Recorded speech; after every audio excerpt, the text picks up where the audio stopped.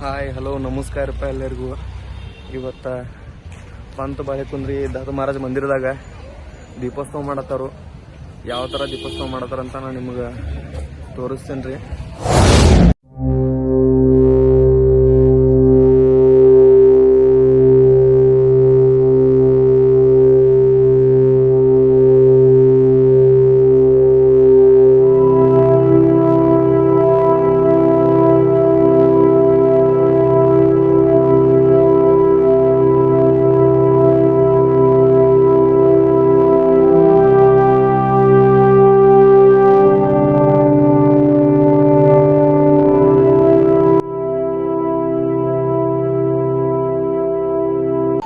ನೋಡ್ರಿ ದತ್ತ ಮಹಾರಾಜ್ ಮಂದಿರ ಇವತ್ತ ಜನರಿಂದ ಹೆಂಗ ತುಂಬಿದಂತ.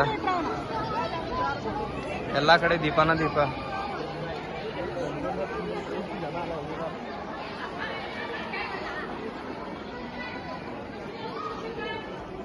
ಈ ಸೈಡ್ ನೋಡ್ಬೋದ್ರಿ ಹೆಣ್ಮಕ್ಳೆಲ್ಲ ದೀಪ ಹಚ್ಚಾತಾರ ಎಷ್ಟ್ ಚಂದ.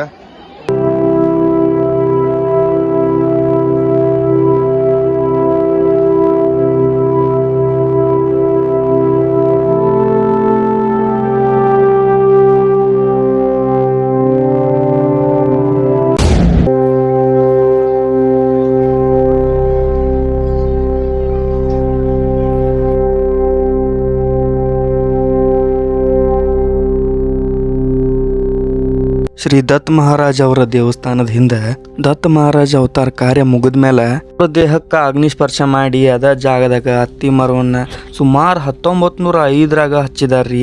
ಈಗ ಈ ಹತ್ತಿ ಗಿಡ 117 ವರ್ಷದ ಪವಿತ್ರ ಹತ್ತಿ ಗಿಡ ಆಗೈತ್ರಿ.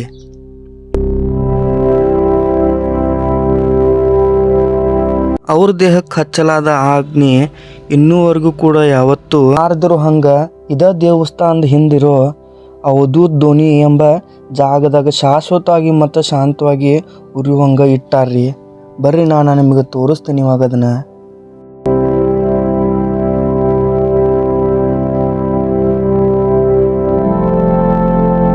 ಇಲ್ಲಿ ಏನಿದೆ ಅಗ್ನಿ ಉರಿಯಾತೈತಲ್ರಿ, ಭಕ್ತಾದಿಗಳು ತಮ್ಮ ಮನಿಗನು ತೊಗೊಂಡು ಹೋಗ್ತಾರ್ರಿ ಈ ಅಂಗಾರನ ಹಚ್ಕೊಳಕ.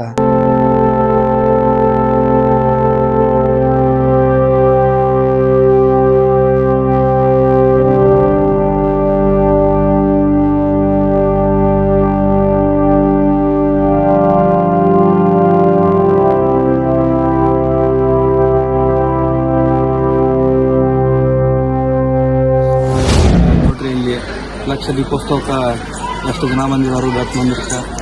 ವರ್ಷ ಇದೇ ಥರ ಇಲ್ಲಿ ಗ್ರ್ಯಾಂಡಾಗಿ ಆಚರಿಸ್ತಾರೆ ರೀ. ಈ ವರ್ಷನೂ ಅಷ್ಟು ಗ್ರ್ಯಾಂಡಾಗಿ ಆಚರಿಸ್ತಾರೆ ಇಲ್ಲಿ.